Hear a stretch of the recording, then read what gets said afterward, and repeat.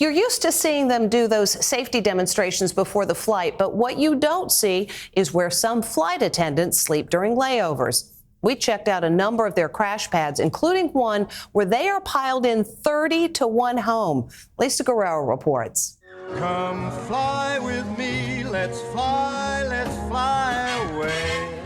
On the big screen, flight attendants live a life of luxury. But in real life, for many, that glamour flies right out the window. This is a crash pad. There's 8 beds in this one little room. Flight attendants across the country are posting videos of their poor living conditions. Let's check out the shower.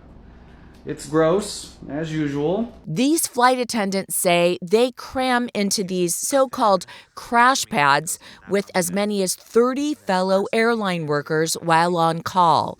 The cost? Just a few $100s a month, making it the only affordable option for those from out of state.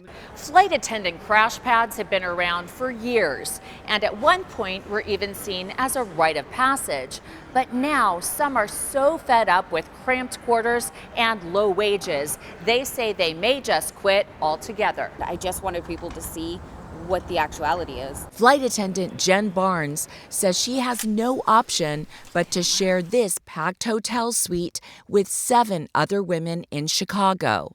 I'm stuck in a new city and I'm just trying to do whatever I can real quickly with the smallest amount of money. With 2 bunk beds and a cot, a single room sleeps 5. The rest sleep here in this tiny living room. I wouldn't even put my children in the bunk beds that they have in there. I mean, they're made of thin, hollow metal. They make noise. You don't get any sleep. How many bathrooms? 1. Jen says it's all she can afford.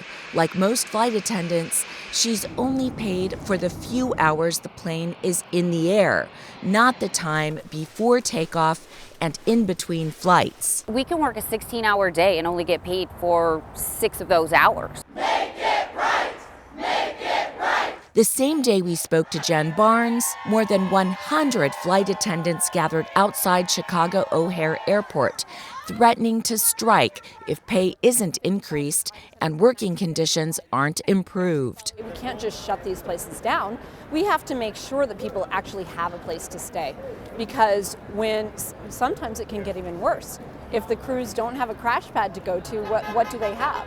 They have the airport floor. This Boston apartment housed 20 people.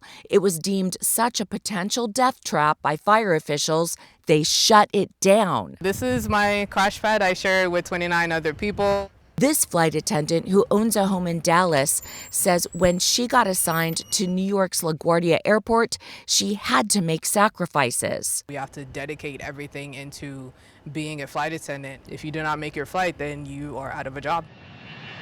The trade group Airlines for America told us the average annual U.S. airline industry wage almost doubled over the past 2 years, adding they're focused on investing in their current and future employees, who they say are their greatest asset to the industry.